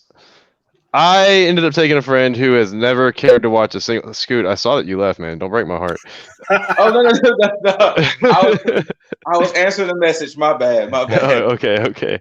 But we're not talking about Matt Hardy. No, we're not. No, but no, I took a friend who we had done a little day drinking, so she's like, "Wake me up when there's blood." Because she didn't care to see she's a person that likes UFC over like wrestling, and so like WWE is just wrestling is just boring to her. I know. I'm sorry, but so I woke her up for the street fight, and then we get to this match. And she's actually awake and paying attention to it the whole way because there's blood, there's explosions, there's everything that's going on. Then the finish happened. So this the thing, and I hate that I'm saying this. The moment Jon Moxley went into the ropes and I saw how the explosion went, yeah, it took me out there. Because I'm not now, granted, I saw people on the internet was like, what, did you expect them to really have explosions to where somebody would have died in the ring? No. AEW they have a billionaire backer. They could have had better pyrotechnics than that. You could have had like some M80s go off or something. I don't know. They could have had better pyro looking than that. Yeah, they could have had artillery shows. Absolutely. Yeah. Like they could have had, I mean, granted, no, we didn't want Moxley nor Omega to get hurt from the explosions, but they could have had better explosions than that. Very true. And the moment Moxley got slung into the ropes and that explosion happened, it took me out there. I was like, oh, so this is what we're getting. This is what we're getting. And it took me out there. I'm more forgiving with that just because I mean I went in out expecting like a whole lot of like things on the rope. I had my own mindset as far as what that would be like if you hit the ropes, almost kind of how it would be like if you got tased and like someone was electrified. Like it wouldn't be there'd be like a shock or a current through it. If you hit it, it's like it's gonna shock you just real quick, but it's not gonna like kill you. So in my mind, that's kind of where I was leaning in. But the problem that I have is kind of like with the Big Show and the Christian situation. The verbiage that you use leading up to this was landmine. Moxley extermination chamber. You use the term landmine, and anytime I look at a movie or if you think about an actual landmine, people's losing a limb. There's people that go overseas into wars, hit landmines, and lose like a torso or half their body by stepping or landing on a landmine. it's hell. If you saw Bad Boys 2, that iguana. Yep. now That's again. exactly where my head was at. Scoot, you got it. I digress. That's still forgiving. Even the verbiage is still forgiving. I'm fine with that. With them hitting the ropes, still fine with that because the way that they kind of played it up, they always, for the most part, especially with Kenny, he tended to grab his face. He would grab his eyes like if something, either like debris or whatever, shot in his eyes. I'm cool with that, with the way that they sold it. With the way that this match, even before it started, the way that Mox walked up and walked in, having this flask and everything, taking a drink, like, yo, I'm about to get into some shit. Let me take a shot because it's going to be that type of night. Getting the feel into it. Kenny not coming out in his ring gear, coming out in regular street fight gear. Cool. Add into the overall aesthetic. And the ref almost took me out too. Oh, that shit. The hazmat suit ref did not That do almost it for took me out too. That almost made me kind of like, yep, I'm over it. You know, the explosion didn't so much take me out of it. It was mainly just like the two little barbed wire platforms on the outside of the ring. That one. It was 3. Excuse me, three. Yeah, you're right. Surrounding the sides.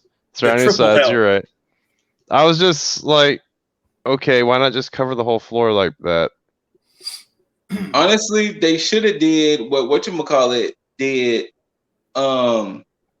Since they've been working with Impact so much, they should have did the barbed wire massacre match that Impact had with I think it was Sabu and Abyss, where it was barbed wire fucking everywhere.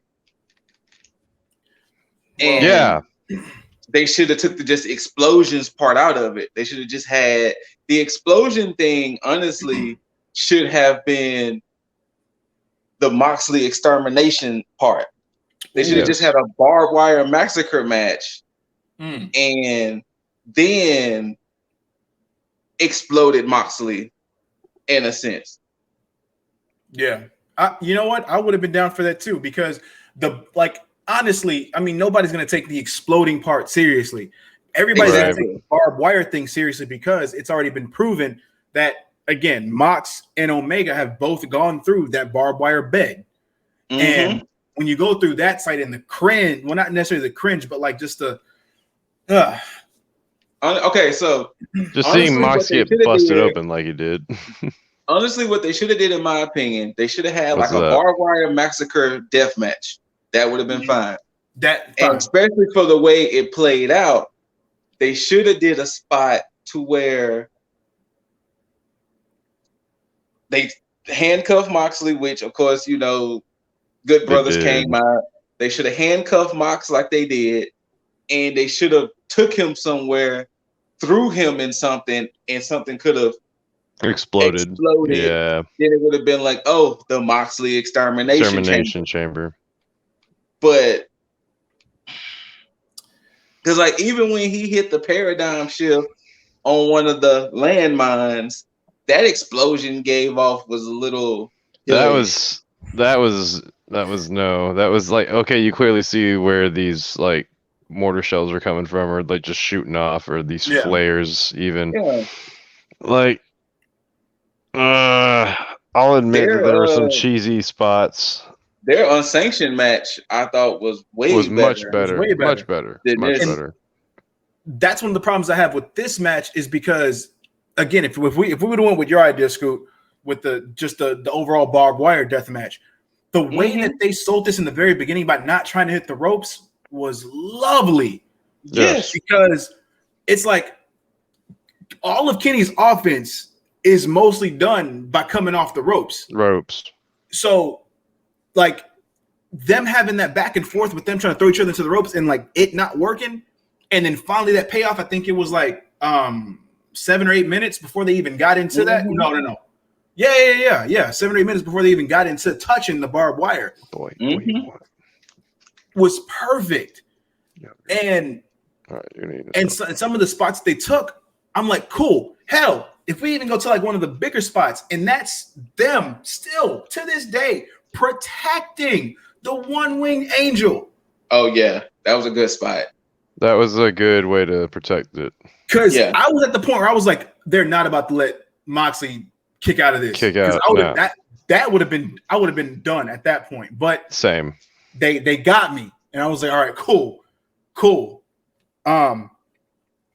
But and even the exploding barbed wire bat, I love how that looked. When Kenny hit Moxley with that, I was like, yo, that hit better than the fucking paradigm shift on that platform, and to an extent when they hit the ropes, because that's in your face. And that was the right amount of like just pop from the explosion that would have had some type of necessary feel. Now, let's get to the point to where the fact that Kenny, with the help from the Good Brothers, did hit another One Wing Angel, got the 1, 2, 3. What fucking idiot build something? Hey, regardless how it plays off, 30 minutes, it's gonna explode regardless. Right. Excuse me? Like, you can't turn the shit off? Nah, it's gonna explode regardless. Wait, excuse me? Yeah, I thought when it didn't go to 30, I definitely thought when it didn't go to 30 that it was just gonna be all right. So we're just turning this off. Mox is just gonna be laid out. Yeah. But they kept selling it. Yeah. On commentary. Callous. Fucking callous, man. And I was like, well, what? And they were like, oh, we still got like 6 or 5 minutes. And I was like, y'all finna drag this out? Exactly. You're gonna have the Good Brothers out of Moxley until the countdown. And matter of fact, let's talk about this bullshit ass countdown. Now, during this countdown, there was a surprise. I was heavily surprised when the family came out. Yes. I was like, what? But then I was like, I'm glad, because that's storytelling, because you've already brought in the fact that Mox and Eddie Kingston are very close to an extent. And I was like, oh, where are they going with this? I was intrigued like a motherfucker. And then my disbelief started to come into play. Like, you're a strong guy. You can't roll this man out the ring. You're too busy trying to get him up. That side didn't have barbed wire. Then that speaks to your family, because they were like, oh, one thing. The barbed wire not the barbed wire, but the explosives disappeared after a minute. I don't know if y'all noticed that, but after a certain point, the explosives, like, they just weren't there anymore.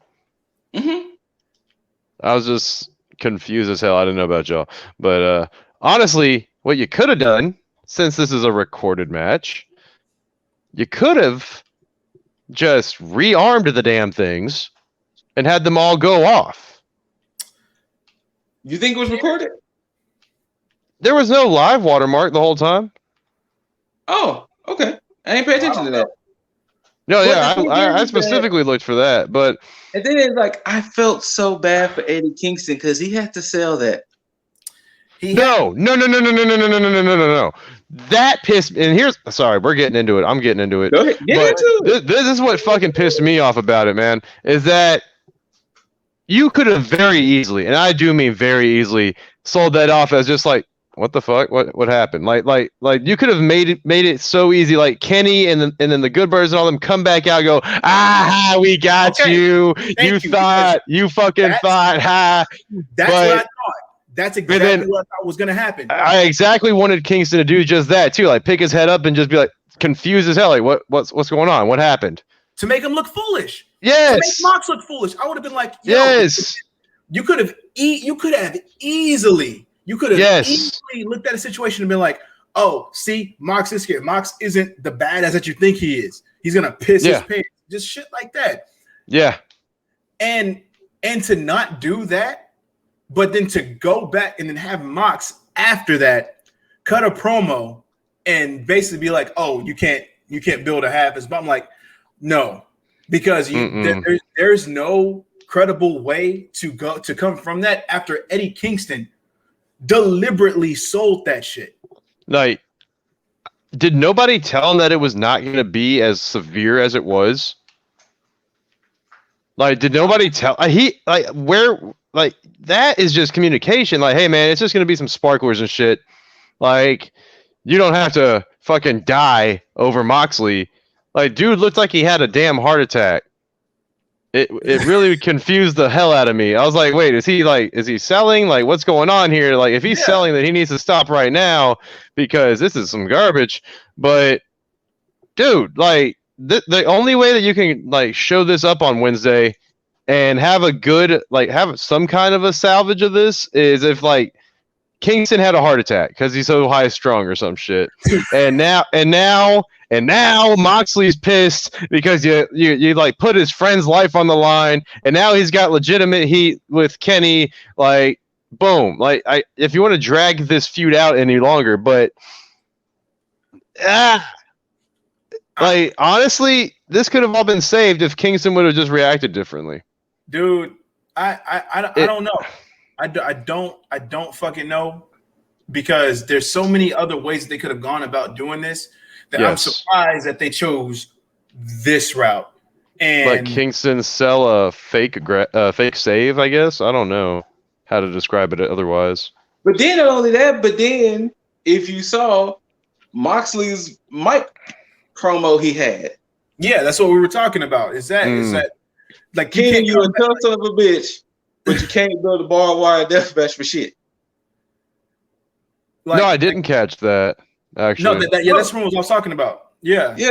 Mark grabbed the mic after. Now, this is the thing. They were still tending to Kingston. Wait. They were. Let me understand. They snapped him out of the cuffs, and then he cut a promo. Yeah, because personnel came in and they were checking on Eddie Kingston. Oh fuck no, man! Yeah, they were still checking on Eddie Kingston, and Mox cut a promo. Kenny, you're a tough son of a bitch, but you can't build a barbed wire death match for shit. And I think he said something else after that, but that was it. Nope. Hold on. Let me see if I can find the exact words he said. Hold on. I'm going. Actually, you know what? You can probably find it better because you could probably put it up there. But I sent it to the group chat. If the video didn't get DMCA'd, but I sent it to our group chat on IG. But yeah, he cut a small little promo afterwards. I am 100% not okay with that. Mm-hmm. Why? Like, only if you won did you need to cut a damn promo. Like, I would if he won, I would have loved to see a bloodied Moxley going. Like, you guys, you just keep making it more fun, like funner and funner. Like, I love this shit, blah blah blah. Like the thing he always does whenever he like has a victory, like. But to come out of that unscathed, or to even like brag, oh hey, you can't build a fucking death match for shit. Like, no. And no mention of Kingston sacrificing himself. At the very least, on Wednesday you do that, but like, you know, banged up and evidence shown of bandages, shit like that. You don't say it the same damn night. Yeah. No. Yeah. I'm not sure who to blame for this. Oh wait, hold on. I think we do have it. Hold up. Do we? Oh, who to blame for this?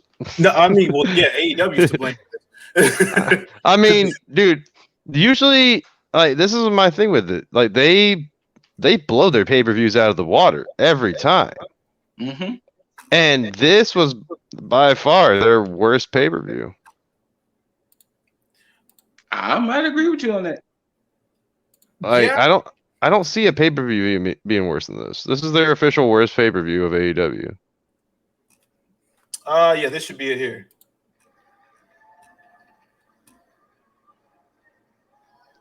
Oh, no. I mean, look at Kingston over there still dead. Yeah, right? Like, did he legit have a heart attack? What happened here? I think me and all y'all can agree on one thing. Kenny Omega may be a tough son of a bitch. But he Loki, can't no. make a ring worth of shit. No. Why are we cheering this? I heard people chant refund. I swear I heard people chant refund. I've seen more dangerous shit on ridiculousness on MTV with the. Oh, Oh no, my no, God. no. No. He's seen more No. dangerous shit on ridiculousness. No. What the fuck are you doing there? And the thing is, Kingston's still selling. For coming out here No. every time. Kingston is over there dead right now. No. The best Nope. wrestlers Nope. in the Nope. world. Nope. Nope. Nope. From the first match of the card all the way to the last, you see everything. From the first match to the last match, you get your money's worth. Loki. And if there's one thing we do out here at AEW, because we Get out love of here. wrestling, Nasty. just like all you do, we bust our ass. And I had one goal tonight. To lay it all on the line, to bare my soul in this ring. No. Work my ass off like it was the last night I was ever gonna get the blessing and the opportunity to do it for you fans. And I accomplished that tonight. This match was my. Is he done? Okay, no, he's not. So I'm gonna go get it. And then I will be back. I'll be back for my world championship. I will be back for Kenny Omega. And every time, from the bottom of my heart, everybody at AEW, we thank you guys for your support, because AEW right now, the tightest in the wrestling business. And we don't take it. Yeah, that again. So, I just want to just remind folks that when I say that Omega and Moxley was up there as one of my other favorite matches, it was because, now, not because of the shitty explosives, but I mean, of course, my whole mindset was the same way. Like, what are you gonna do? You're really gonna give them like scarring and real damage from an explosion? But they used and utilized the barbed wire very well. And they made it look like a dangerous match. They, like, That's why. he like, what is it? When my friend was watching John Moxley, no, was it Kenny? Yeah, Kenny used. No, my bad. Moxley used the chair as like a barbed wire saw to get Kenny off of him. Yeah. Like, she cringed at that. That's why I Like, said, like, I don't know if you ever saw it, the barbed wire massacre match between Abyss and Sabu back in TNA. They had I need to watch that.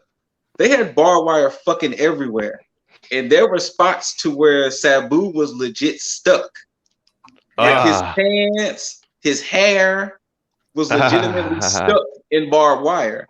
So oh yeah, it showed like pieces of flesh on the wire, didn't it? Like his hair chunks and shit. That's why I said, yeah. if they would have had a barbed wire massacre, since Don Callis is there, if they would have did a barbed wire massacre match, and then the whole Moxley extermination thing would have happened with the whole explosion thing, because then kind of goes back to what Mr. Deasley said. They could have put him in the extermination chamber, and it could have been a dud like that. Then they would, then Kenny would have been like, "What the fuck? It didn't work." Like, but for them to hightail it the fuck out of there, treat it like it was really gonna go off. And fucking Kingston sold that shit. Like, so hard. Like, oh my God. And that's the worst of now the good thing. The good thing about this, especially with Mox's promo, this doesn't hurt Mox, because you can clearly see he has the fans in the palm of his fucking hands. Mm-hmm. Yes. Like, they're not gonna boo him for this. He agrees. He agrees heavily. Loki, chill. Loki got me. And of course, and even when Kingston jumped on Mox, they were cheering Kingston after Mm-hmm. that. So yeah, my thing is just whose decision was it to go through with that, and why didn't they just treat it like it was, hey, just like Giger said, And we all had the same thought. It's like just treating it as a fucking joke. Like, we got you. You know, we know we're pissed, man. We're pissed. Scared, Mox. You know, you're not as tough as you think you are, but we got you. You know. Yeah. It's an easy sell, and it's at the same time, and we can go even further than that. You could have just stopped the match right there, and stop the timer rather, and just had it in like that. Because I was fine when that match ended, and they ended it before it went off. I was like, that's what threw me off when they said. That's why it threw me off when they was like, "No, the timer is still going." What the fuck you mean the timer is still going? Like, what kind of shit is that? I don't know. Well, clearly, I guess with that promo, that means Mox is going off into the sunset just for a little bit. I don't know. Well, because he's saying he's going to go, and when he comes back, now unless he pulls like he did last time and just wait about a month and then just come back out of nowhere. I think he needs to take that time, but I don't know if they're going to let that happen because of the fact, you know, the shit with, well, unless Kingston gets to a situation where he's in a feud with Good Brothers and Kenny, and then Mox comes back. But I don't see the family having a face turn right now. I think they need to stay heels and, you know, stay on that turn on that trend. But we'll see. Just it's probably better to take Mox off TV for a bit. Figure out a way to rectify whatever the fuck happened at Revolution and move forward. They really need to figure that out. Yeah. I was going to say, you could actually salvage this like with some bullshit explanation but then you showed me Mox's promo and I was just like, I don't understand. So many people I saw on the internet going in on this. Oh, I'm sure. And I bet Cornette had a field day. You know what? I'm not mentally prepared to listen to that. I'm going to listen to it, and I'm going to hear what he had to say about Revolution altogether. I'm going to actually listen. Boy, I'm going to throw something at you. Yeah, chill out. And when we record Tag Me In, I'll let y'all know what he had to say. But cool. Yeah. Well, I mean, with that, Scoop, you got any closing thoughts on this overall pay-per-view? Sorry, guys. Once again, I do want to apologize to the whole Sting, Darby Allin, Team Taz match. I mean, y'all took a while to get there, but when it got there, y'all delivered. And like I said, it was my favorite match of the night. AEW, do something better once again with your female talent. I'm sorry, not female talent, with your women's talent. Do something better with the women of AEW because y'all have too many to keep doing the things y'all are doing. So please do something better with the women talent. Shame on y'all for that ending. Y'all literally Game of Thrones season 8 us with that ending. Like Game of Thrones season 8 with that ending almost. And honestly, it hurts me even more, but Matt Hardy, do better. Damn. And I'm done. Jaeger, what you got, man? What's your closing thoughts on all this, man? I think we all have the same consensus. Sting, Darby, Bryan, like all of Team Taz. Best match of the night. Yeah, still second favorite match being Bucks and MJF and Jericho. That's I'm sorry, man. I can't. I'm trying to find the positives. It's hard. Like honestly, like no. It's so because it's so disappointing that it's difficult. You go ahead. My brother-in-law was like this with Game of Thrones. We was so mad with how season 8 turned out. We turned on the show. Yep. We had to like literally sit back and reflect one day. It was like, you know what? We gotta acknowledge the fact that the rest of the show was good. Because you know, the missus and I did the same thing with How I Met Your Mother. Because How I Met Your Mother was a great show, and the final season was fucking trash. And we had to remember the show did give us good moments, just that final season was garbage. Yes. And so we have to kind of remember that there were some good things on the pay-per-view. Mm-hmm. We just have to kind of put that But the problem is, we do live in the internet era, and they're going to make it hard for us to forget. So, right. like I said, the memes I was seeing, it was like, I think one of the funniest memes was when you said you was going to give her all these rounds, but then you went in and did Oh man. Then of course I saw the what I expected and what I ordered. Yeah. So yeah. It was a lot of people going in on that. And then too, I think it sucks because who was involved in it? Kenny and Mox had to suffer for that. Yep. And the thing is that y'all know how I feel with Mox. I don't put this on Mox. I don't know if I put this on Kenny, but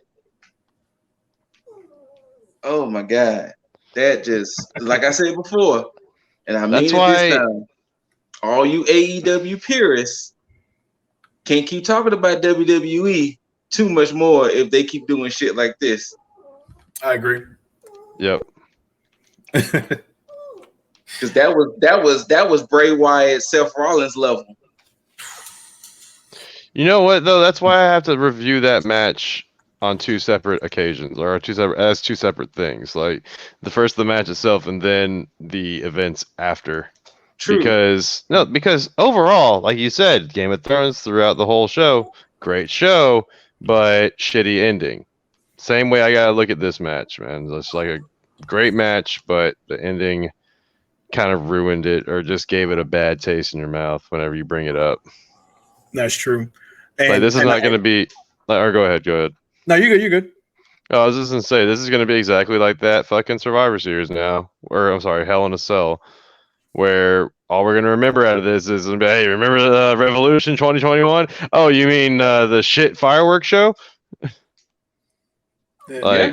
And that's extremely true. And I want to look at it. What are your closing statements? I want to look at it like that, and I want to separate it, but I can't until I see the aftermath. Because very fair. It's if we go into Hell in a Cell, it's the same thing as that. It's like with the way they did that, there was no coming back because of how that was the start of how you ruin the Fiend. Yes. And when you have a situation like that where you can't really come back from that, they have a chance. And luckily, Mox kind of cushioned the blow with this promo after because, you know, you think there was kinks in there with Mox. But the overall perception of it, you'll have the purists, just like Scoot said, that die hard and go with it and will forgive it. And, you know, we're diehards to an extent. But like we said before, we're able to criticize when it's necessary. Like, we're not going to sit here and just take everything for what as it is and be like, hey, you know, you tried. No. They would have to 100% do Lip's idea. Kenny will have to come out and be like, son of a bitch, it didn't work. Yeah, like there was a malfunction. Yeah. They would have to do that. If they do anything else, I don't know. Like, they would have to do the whole son of a bitch, the damn extermination chamber didn't work like the way we thought it was going to work. But then it makes it weird because Kingston sold the fuck out of it. And that's the problem. That's why I said he must have had a heart attack or something. Like, you have to like play that off in that kind of a way. Like, I don't know. That Kingston got so worked up that it caused him so much anxiety. Like, he was like he thought he was about to die with his best friend, something like that. Yeah. Like it hospitalized him. That's all I can really call it. I can agree with that. Only thing I wouldn't want that feud between the family and Good Brothers and the Omega Club to happen because I don't think there would be a payoff unless it's like a filler feud for the most part. But yeah, I like that idea. As far as my closing thoughts on it, they honestly should have just stopped when the bell rung and left it at that. Because I think the general consensus with everyone is the fact that they would have been okay with the match ending there and not having the big explosion, because none of us really expected much of an explosion to happen because you have people at ringside. You're not going to put people in real danger like that. Especially too the way I do like how that. showed it. Callis I like was how like, that crowd hey, was like, if I was y'all, I would get the fuck out of the announcement area. Like how big is this about to get, man? Yeah, but I digress. I'm hoping that they can come back from this on Dynamite. We'll see, and I'm pretty sure they'll make a cheeky joke on, or they have probably made a cheeky joke on BTE. I back still need to finish watching that. check that shit out. But either way,